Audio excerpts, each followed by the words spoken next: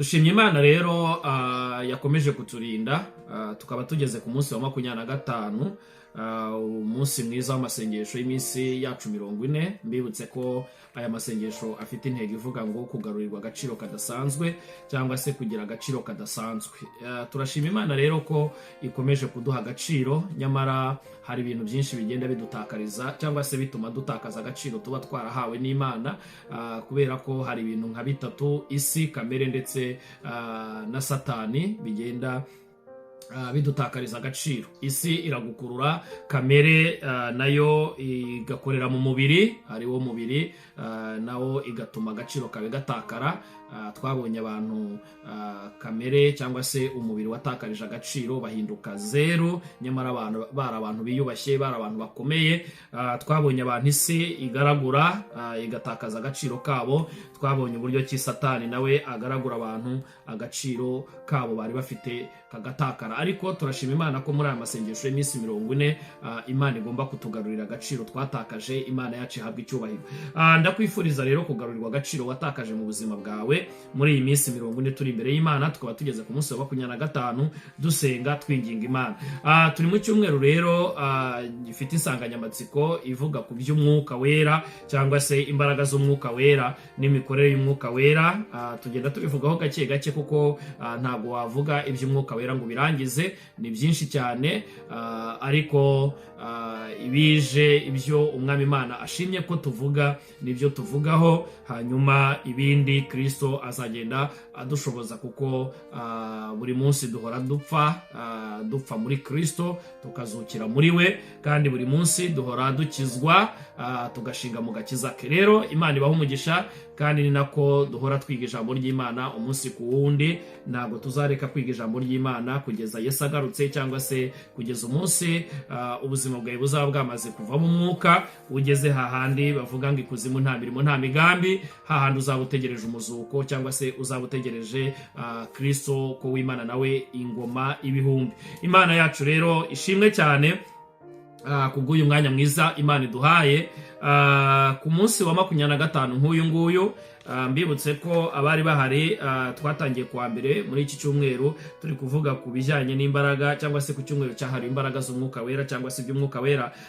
Ku munsi wa mbere twavuze ku bijyanye n'uruganda umuntu acamo bitewe nuko Imana igushaka kugira ngo uzasohoke nk'izahabu nziza.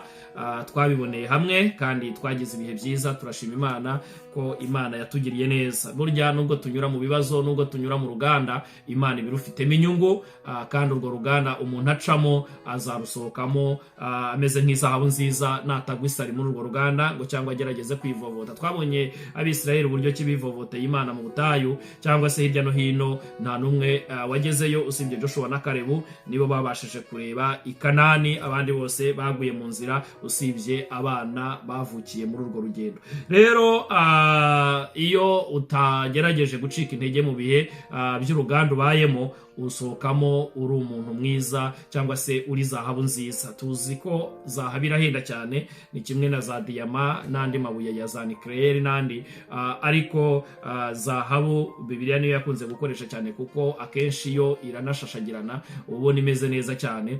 Rero mu by'ukuri nusohoka mu ruganda ububayemo, uzasaba Imana kugira ngo uzarusohokemo ufite intsinzi kandi wambaye ubwiza bw'Imana. Yobu yaravuze ngo Imana izi nzira nyuramo nimara kungerageza nzahinduka nk'izahabu nziza. Yari yayishakiye iburyo arayibura, ayishakira ibumoso arayibura, mbese imeze nk'iyacecetse. Ariko arangije aravuga ati nubwo bimeze gutya, irabizi izi nzira nyuramo, irazizi zose, nimara kungerageza nzahinduka nk'izahabu nziza. Mu ruganda rw'umwuka rero rimwe na rimwe tubamo kubwo kugira ngo tuzabashe kuvuga iby'ubwami bw'Imana. Ibyo unyuramo rero nibwo buhamya bw'ejo hazaza. Imana yacu ishimwe cyane. Ku munsi wa kabiri ariwo 23 twavuga ku buryo bwo kuzamurwa mu buryo bw'umwuka. Turebera hamwe umuntu wa kamere ndetse n'umuntu uyoborwa n'umwuka wera. Byagiye n'indi minsi tuzagenda twongera tubigarukamo gutyo, kuko bijyanye n'umwuka ari igihe tuvuga kuri uyu munsi kuri intego, ariko tugasanga twagiye mu yindi ntego yarangiye. Ibyo byose ni ibintu byumvikana kuko abayoborwa n'umwuka nibo bana b'Imana. Twarebeye hamwe umuntu wa kamere uyoborwa na kamere, uwo nguwo ntashobora kunezeza Imana na gatoya. ariko abayoborwa n'umwuka abo babasha kunezeza Imana. Ntushobora rero kuzamurwa mu mwuka ugifite kamere zikugenga.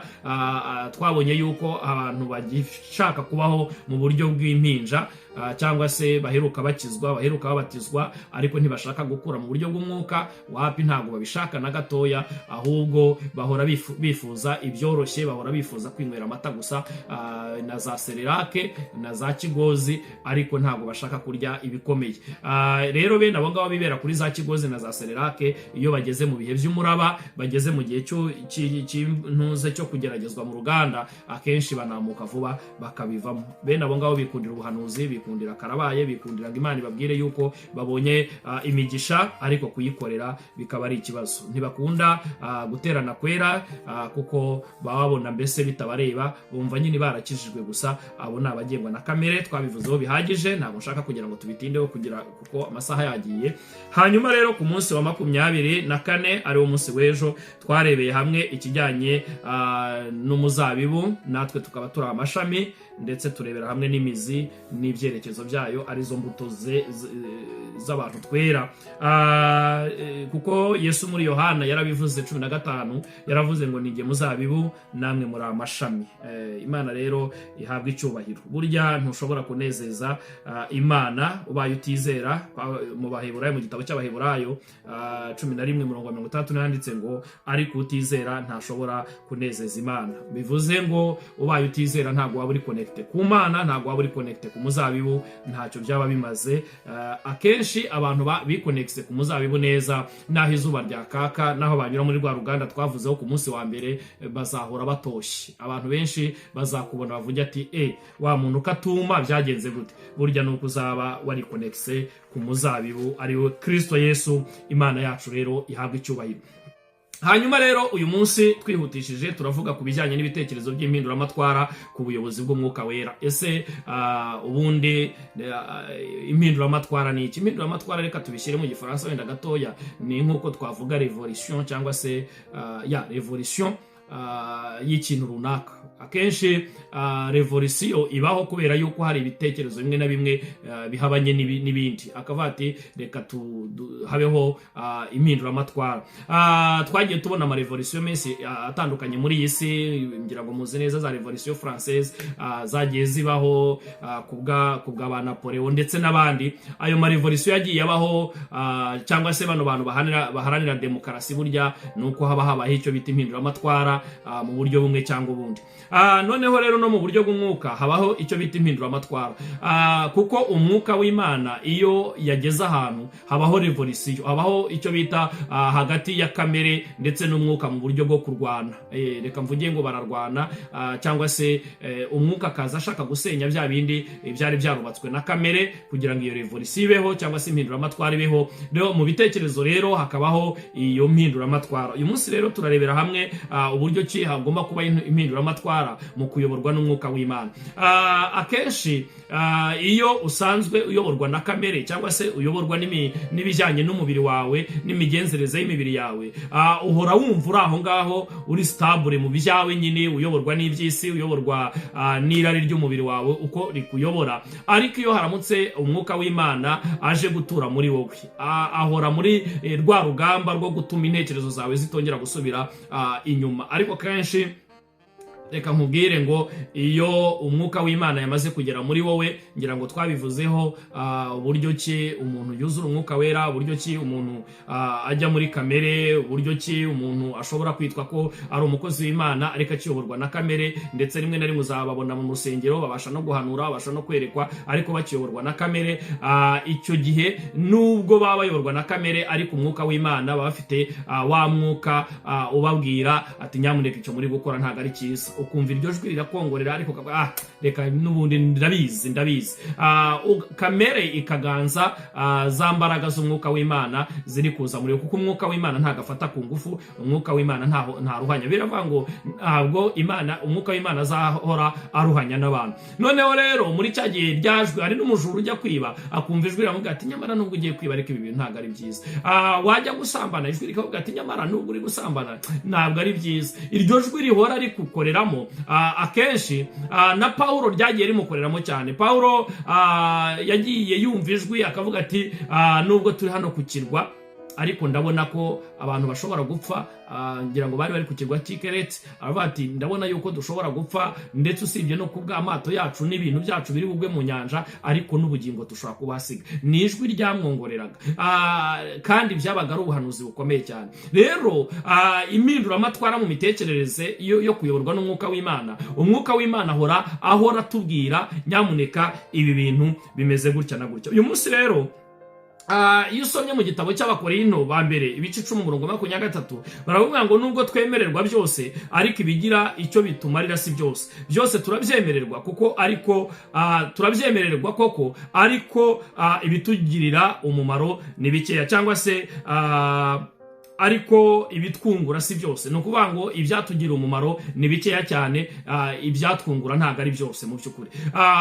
Nubwo hari abantu bitwaza rero uyu murongo akavuga ngo byose turabyemererwa, akagenda akiba, agasambana, akagira gute ngo nyine ngo turabyemererwa. Ngo none se ngo Pawulo ntabwo yabibwiye Abakorinto? Ndagira ngo nkumvishe neza yuko nubwo waba ubyemererwa ariko ngo ibitugira umumaro si byose. Erega kwiba ntabwo bizakugira umumaro. Umufilozofu umwe yigeze yavuga ngo nzakorera Imana niba iriho izampemba, kandi niba itariho nabwo nta gihombo. Reka mbaho urugero rworoshye.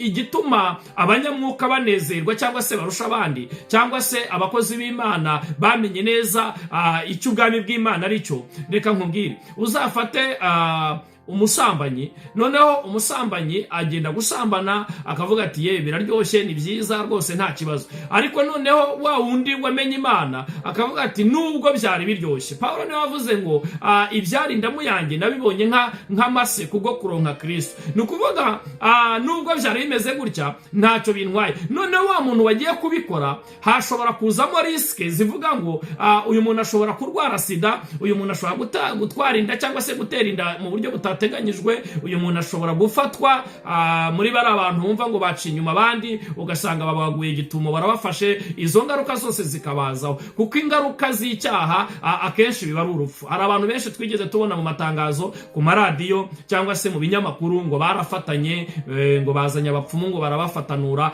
Akenshi biba bitewe n'ingaruka z'urupfu. Noneho umufilozofe yaravuze rero ngo nzakorera Imana niba iriho izampemba, niba itariho nabyo nta kibazo, nta gihombo nzagira. Kubera iki? Za risika kenshi we azaba yarazirinze. Kandi reka nkubwire inshuti yanjye, nimba ari abantu babayeho neza mu buryo bw'umwuka cyangwa se mu buzima busanzwe bw'isi, ni abantu batiyandurisha kamere z'imibiri yabo, batiyandurisha iby'isi by'i Babuloni, kubera ko bo ntibahura na risike. Turaza kubavugaho ku Bagalatiya, ni baba banditse wa muntu mbese ugengwa n'imbuto z'umwuka. Mu Bagalatiya ibice 5:22 bavuga ibijyanye n'abagengwa n'imbuto z'umwuka, ni urukundo. Noneho nawe tekereza, ufata uwo muntu ugengwa n'imbuto z'umwuka, fata iyo foto wenda nawe nyemerera ujye mu cyo twakwita ngo indoto, cyangwa se ujye mu iyerekwa risanzwe, uhita utekereza kuri uwo muntu. Reba uwo muntu utekereza Pawulo yandikiye Abagalatiya avugaho muri 22, utekereze noneho umuntu ugengwa n'urukundo.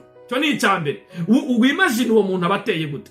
Urebe umuntu ugengwa n'ibyishimo, urebe uwo muntu ukuntu abateye.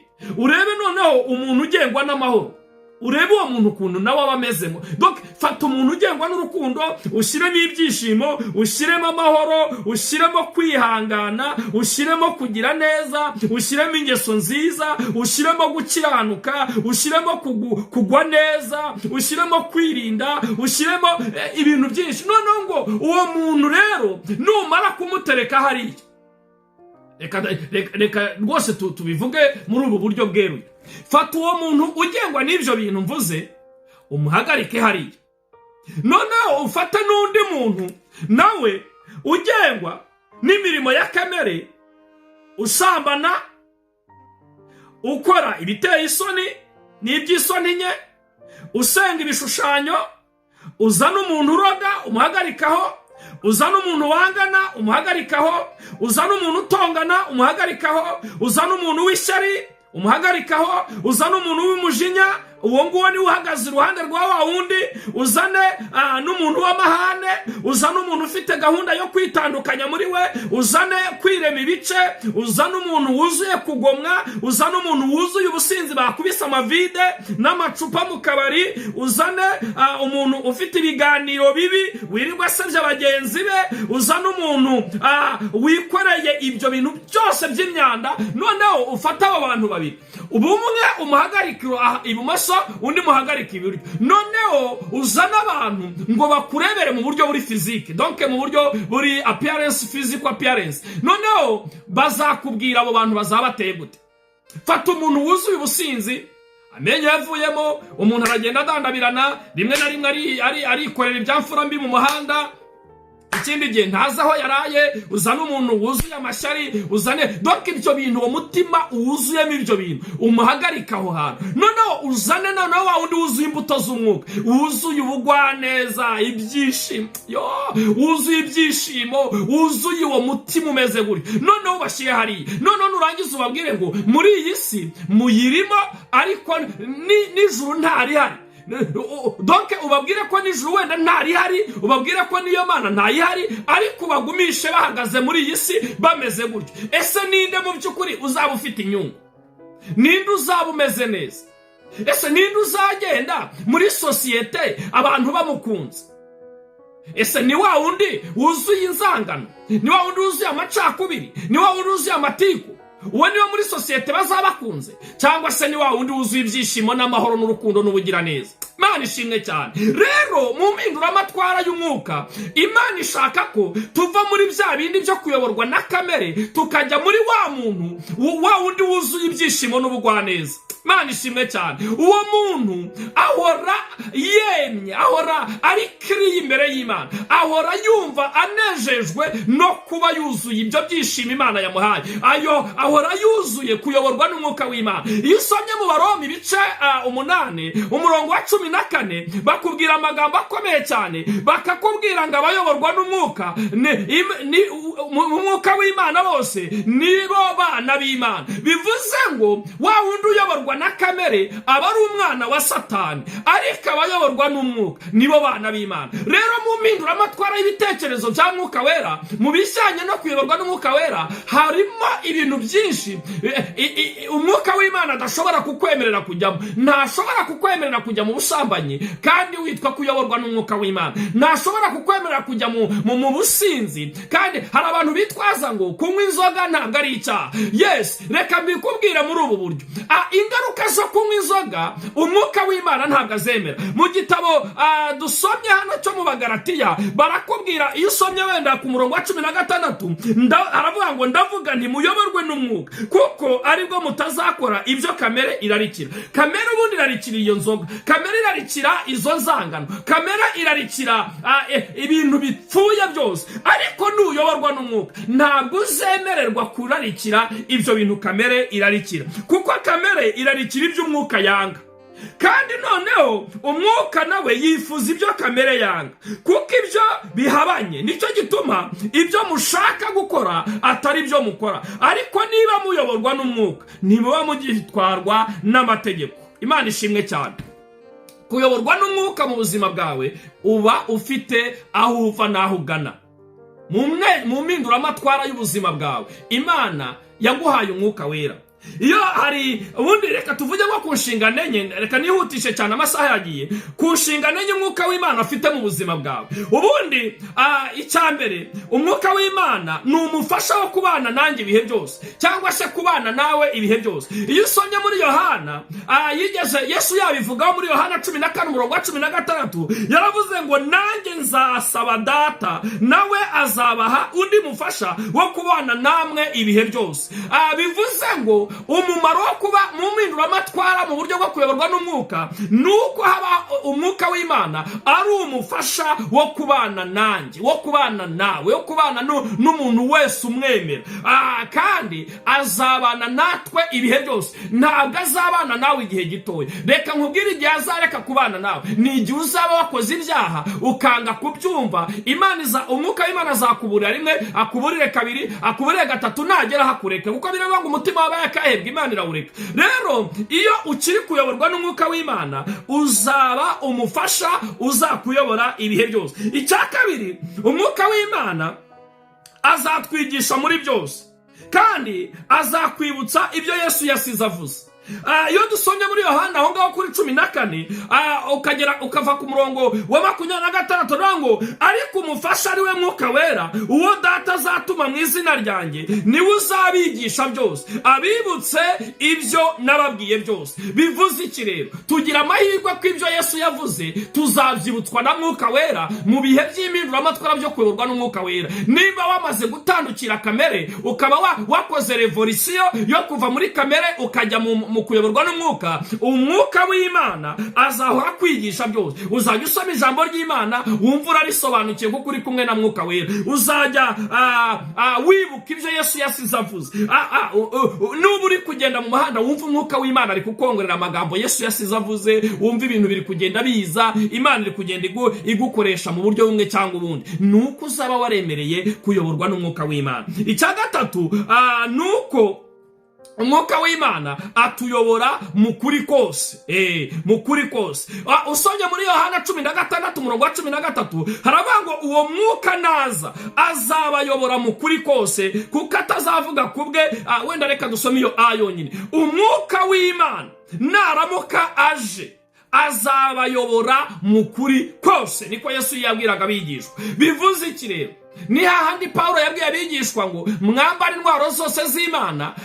Yabwiraga Abefeso ngo mwambare intwaro zose z'Imana kuko mutarwana n'ibifite imibiri n'amaraso. Noneho rero umwuka azabambika intwaro y'ijambo bita ukuri. Abantu ngira ngo ukuri kwaranze, abantu basigaye badatinya kubeshya.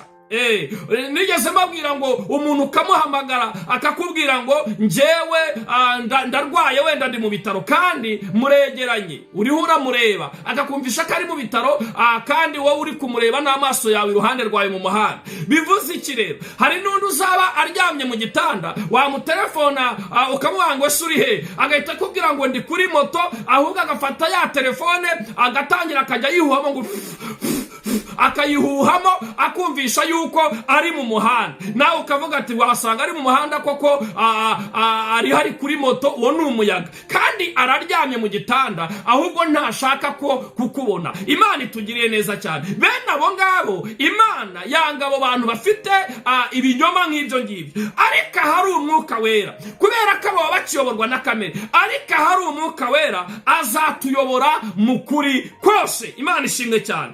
Icyakane, umuntu wuzuye umwuka wera Imana cyangwa se umwuka wera amubwira ibyenda kumubaho. Imana ishimwe cyane. Iyo usomye y'uwo murongo wa 13 muri Yohana 16 kandi azababwira ibyenda kubaho. Imana ishimwe cyane. Ni hahandi azakubwira ati mwana wanjye wigenda muri urugendo, mwana wanjye wikora gutya, mwana wanjye uriya muntu ugiye gushaka burya ntago ari sawa, byihorere mwana wanjye bigenze. Donc azakuyobora ibyenda kukubaho. Ntago azemera yo kusitara. Imana ishimwe cyane. Ntabwo azemera icyo nkundira kuyoborwa n'umwuka. Ntako bisa. Imana ishimwe cyane. Bene data ndabifuriza kuyoborwa n'umwuka w'Imana. Ntako bisa. Tumenya ibihishwa abandi batazi. Tubasha kwambara jomeri bayinocora abandi batabasha kwambara. Kuyoborwa n'umwuka w'Imana bituma tubasha gusobanukirwa imigambi se kiba dufiteho. Tubasha kumenya imigambi y'icakura tukayikubita hasi. Imana ishimwe cyane. Tubasha kumenya imigambi y'abarozi badupangiye. Imana ikavuga ngo ya mwinyura ngaha kuko hari abarozi bahateze imitego. Tubasha kumenya imigambi y'abatugambanira nyamara baba batabizi, bakarara amajoro bakora amanama. Imana nayo mwijuru igakora inama ikavuga ngo umwana wanjye ntabwo yakemera, ntabwo nakemera kagwa mu gico cy'abambuzi.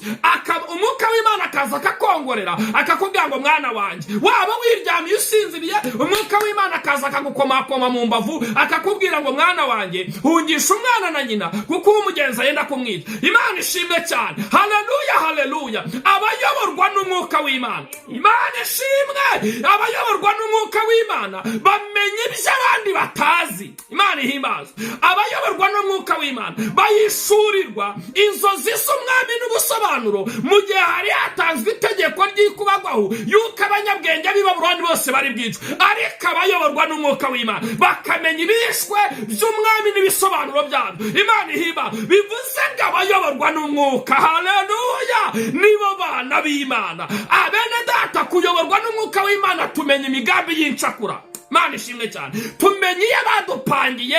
Reka nkubwire, hari abantu benshi bagiye batanga ubuhamya, bajyaga bajya gusura abandi, bagerayo abantu bagiye gusura bagafata fanta bakabashyiriramo uburozi, none wa muntu wicaye yibereye mu mwuka wera. Reka nkubwire, abayoborwa n'umwuka w'Imana ntabwo bamusiga mu rugo iwabo. Baragendana, agakobwa kuzuye umwuka wera, umusore agatelefona ngo ngwino usure, kagakomezanya umwuka wabo, kagerayo rero, haleluya, wa musore akihibya ibyaza bindi zezeze, akana kakanyamwuka kakinjura umwuka kavangwa, we stop, haleluya. Abagendana n'umwuka w'Imana, Imana ishimwe, abanyumva, haleluya, haleluya, Imana ihimbaza. Abagendana n'umwuka w'Imana ntabwo bamusiga nk'ishakoshi, ntabwo bamusiga nk'ikoti bamanuka kuri porotomanto. Abayoborwa n'umwuka ntabwo bamusiga iwabo mu rugo, ntabwo bamusiga kwa ba nyirarume, ntabwo bamusiga kwa ba shangazi, ntabwo ari babandi bajya ku ishuri bambaye uniformu barangiza bakazikuramo bageretseho indi myenda. Abayoborwa n'umwuka bahora bambaye umwuka. Imana ishimwe. Iyo bageze muri bya bihe baravuga ngo umwuka wera, umwuka wera aramanuka, batangira kubona Imana. Umwuka w'Imana iyo bayageze ahantu, reka nkubwire, abanyamwuka iyo bageze ahantu hari ibibazo barabimenya. Abanyamwuka iyo bageze ahantu baterekera, umwuka w'Imana ntabemerera kuguma aho ngaho. Abanyamwuka iyo bageze ahantu basenga ibishushanyo, umwuka w'Imana araza arababwira ngo aho ntago ari ahanyu. Umwuka w'Imana iyo yageze ahantu hari uburozi, umwuka w'Imana aranukirwa, kubera ko umuco n'umwijima ntibikorana. Haleluya, uwo ni uwuyoborwa n'umwuka w'Imana. Ariko abanyumva tuvuge haleluya. Mana ishimwe, Mana ihimbazwe. Kuyoborwa n'umwuka ntako bisa. Uzi umusore wayobowe n'umwuka ntabwo ashaka ibicupuri, nibibaho. Ibicupuri biruzuye hano, ibishayininga biruzuye, ibyo ubona byose bishayininga ntabwo ariko ari zahabu. Hari ibyo bita twa tuntu basigiriza inyuma y'ikintu ukagira ngo ni zahabu, ibyo ni ibicupuri. Ariko umusore uyoborwa n'umwuka w'Imana ntabwo atoragura za nyakatsi n'ibicupuri yitoraguriye, kuko umwuka w'Imana azaga avuga ngo mwana wanjye, umva nkubwire, nuca mu mazi ntazagutembana, nunyura mu migezi ntacyo uzaba, mu muriro Imana ihimbazwe. Nta kintu cyiza kibaho nko kuyoborwa n'umwuka, kuko kuyoborwa n'umwuka biraryoha. Bitumenyesha ibyo abandi batari bamenye, bikatumenyesha korona tuzayitwaremo gute, bikatumenyesha intambara zizaba abandi batari bazimenye, bikatumenyesha abatugirira nabi barabipanze twe tudahari. Reka nkubwire, tubasha kumenya intekerezo z'abatugirira nabi kandi babipanga, twebwe ntabwo twari duhari mu buryo buri fiziki. Ariko umwuka w'Imana aratubwira ati, bana banjye, nzabamenyesha n'ibyo mutari mwamenya. Mana ishimwe cyane. Uwo ni umuntu uyoborwa n'umwuka w'Imana. Ariko ubu ntabwo twakifuza kuyoborwa n'umwuka w'Imana koko? Mana ishimwe cyane. Uzi ko kuyoborwa n'umwuka w'Imana biryohewe, biraryoshye, ntako bisa. Haleluya, Imana ihimbaza. Ese waba uzi ko waba uzi ko hari itandukaniro riri hagati yo kuzura umwuka no kugendera mu mwuka? Iryo tandukaniro rirahari. Hari abantu buzura umwuka ariko batagendera mu mwuka. Ibyo mwari mubizi nabyo. Akaba yuzura umwuka, wamubona yewe akanaguhanurira, umva n'ibyo wambariyeho byose akabikubwira, ariko wamubaza kugendera mu mwuka ugasanga byaramwihije kera cyane. Ariko umva nkubwira, uyu munsi urasabwa kuba uri umunyamwuka kandi ugendera mu mwuka. Umugabo bita Filipo yari umunyamwuka, arangije agendera no mu mwuka. uzabibaze uwo Filipo yigeze ajya kubatiza umunya-Ethiopia, arangije kuko yari yacererewe kugera iyajya, umwuka w'Imana aramusimbukana munaga muri Azoto. Imana ishimwe cyane. Nidutewe ubwoba nubwo twacererewe tukora umurimo w'Imana, nidutewe ubwoba nubwo wacererewe usenga, ntugaterwe ubwoba n'imyaka umaze mu nzu y'Imana, ntugaterwe ubwoba n'ibihe byinshi wakoreye Imana abandi bakubwira ngo waricupije. Nibigutera ubwoba, hari igihe umwuka w'Imana agiye kuza ku buzima bwawe akagusimbukana akakugeza muri Azoto, abandi bakiri mu mayira bagenda. Haleluya! Hari Mana we, kuyoborwa n'umwuka w'Imana ntako bisa. Igihe kirageze ngo abantu twisange muri Azoto. Hari abantu rero bize menshi baratubwira ngo mwe mwarazisengeye ibyanyu mwabimariye mu gusenga. Hari abantu bagiye mu kazi rwose ni byiza, bamwe bagiye mu buraya baranabubaka amazu, barangiza bangiye umukobwa mwiza nkawe wiyandaritse ngo urajya mu rusengero, iyo uza tukakwereka umujyi ubu ntabwo wamaze gutera imbere bakaguserereza. Hari abandi bakubwiye ati shava muri ibyo, ubu se simbyaye kabiri wowe utarashaka. Ibyo byose nibyo rwose mu buryo bufatika buragaragara nibyo, ariko uva nkubwira abayoborwa n'umwuka. Haleluya! Nubwo twatinda, ariko hari umunsi umwuka w'Imana azadusimbukana akatunaga muri Azoto. Haleluya! Akatunaga muri Azoto.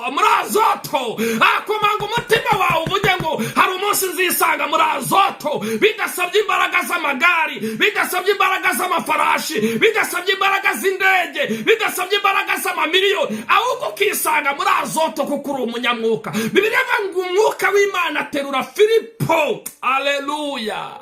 Umva, ntabwo umuntu ugendana n'umwuka utagendera muri kamere, ntabwo umwuka w'Imana azemera yuko ukererwa. Mana ishimwe cyane. Ntabwo azemera yuko mu mpinduramatwara y'umwuka wera, ntabwo yakemera kukererwa kugera ku nzozi zawe nimba uyoborwa n'umwuka koko. Imana ishimwe cyane. Impamvu rero tugomba kuzura cyangwa se tukagendera mu mwuka, icyambere nuko ari itegeko ry'ijambo ry'Imana. Ntabwo ibyo ngibyo ari negosiyasiyo. Niba warahisemo Yesu nk'umwami n'umukiza mu bugingo bwawe, urasabwa kuzura umwuka wera ndetse ukagendera mu mwuka wera. Iyo usomye mu gitabo cy'Abefesi ibice 5 umurongo wa 18 harabaho kandi ntimugaside inzoga zirimo ubukubaganye, ahubwo mwuzure umwuka wera. Donc you must, uragomba kuzura umwuka wera. Ni itegeko ry'ijambo ry'Imana.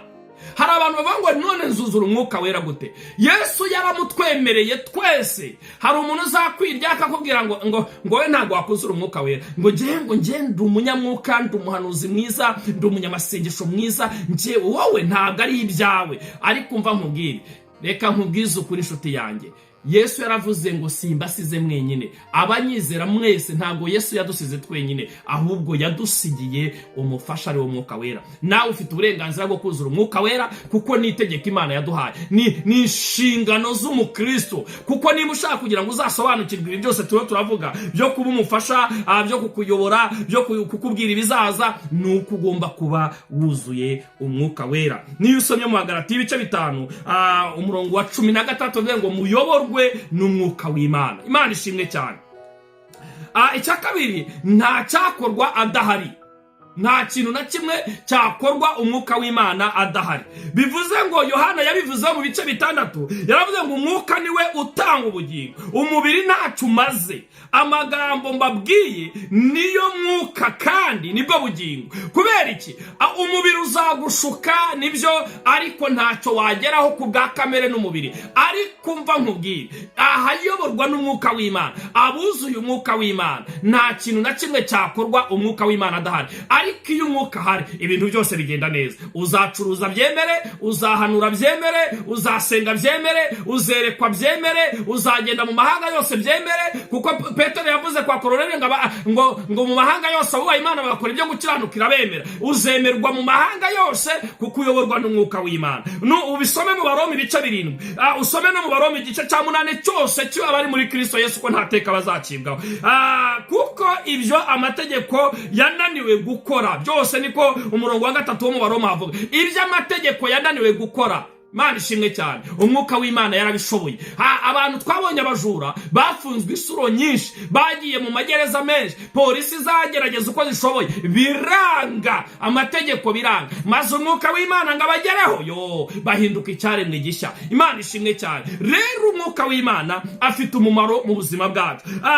Icya gatatu, ntitwashimisha Imana tudafite umwuka wera, kuko biravuga ngo ntushobora kunezeza Imana udafite kwizera. Iyo usomye mu Baroma ibice 8:5 ukageza ku 8, bazabikubwira neza ko kunezeza Imana ari ingenzi ku muntu wese w'umunyamwuka. Imana ishimwe cyane. Icya kane, ntabwo ushobora gukura mu by'umwuka udafite umwuka wera. Ntabwo bishobora kuzahora uri uruhinja. Ugenda ubisome muri Petero wa mbere, bazabikubwira ibice 2. Rero mwene data, nshuti yanjye, ndagira ngo nkumvisha yuko kuzura umwuka wera no kugendera mu mwuka ntako bisa. Umuntu umeze gutyo, uwo nguwo aba ari umuntu uw'agaciro gakomeye imbere y'Imana. Icya gatanu, ntidushobora guha Imana icyubahiro tudafite umwuka wera. Yeremiya bivuze muri 17:5, ntabwo bishoboka mwene data, nshuti yanjye. Ni nayo mpamvu niba ushaka guha Imana icyubahiro neza, haranira kuzura umwuka wera, haranira kumva umwuka w'Imana aza kuyobora, kuko bizahura na wa wundi umwuka w'Imana ahora gutakira ngo Aba Data. Nuko niwe uzakwigisha gusenga. Ntabwo uzaza ngo witurumbukize usenga ibyo ushaka, ahubwo umwuka w'Imana azaza adufashe mu gusenga kwacu, duhereze Imana icyubahiro. Icya gatandatu, tuba abanyantege nke iyo tudafite umwuka wera.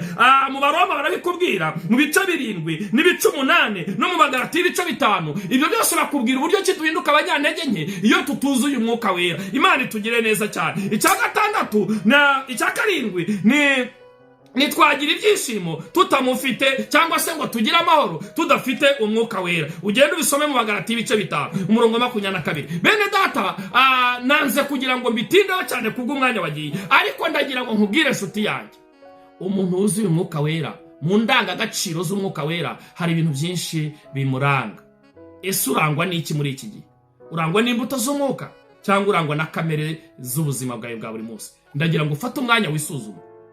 Guhera umunsi wa none wisuzume, uvuge ngo Mana, ndashaka umwuka wera akaba umuyobozi wanjye, kuko umwuka wera twaramwemerewe. Erega nawe uramufite muri aka kanya, ahubwo nuko utemera akakorera muri wowe, kuko ufite rya jwi rikubwira ngo mwana wanjye, ufite ya gahunda cyagiye uryama, ijwi rikavuga atari kuryamya udasenze, ugahita uriganza ukiryamira. Buryo uwo mwuka wera turamufite, ahubwo igikenewe ni iki? Nuko twumvira ibyo umwuka w'Imana tubwira. Imana ishimwe cyane. Wiyoborwa na kamere, kuko kamere ntabwo izatuma ubuzima bwawe bubasha kubona Imana. Abayoborwa n'umwuka nibo bana b'Imana. Wishaka kuyoborwa na kamere rero, kuko icyo gihe waba ubaye umwana wa Satani, ariko nuyoborwa n'umwuka uzaba ubaye umwana w'Imana. Isuzume muri aka kanya, wiyumve neza, witekerezeho, wumve nimba uri umunyamwuka koko, cyangwa se uri umunyamubiri ugengwa na kamere. Ariko nusanga uri umunyamwuka, utangira ubwira Imana ngo Mana, nshoboza mwami gukora ibyo ushaka, nshoboza mwami kugendana nawe, nshoboza muri byose, kuko umwuka w'Imana azakubera umufasha.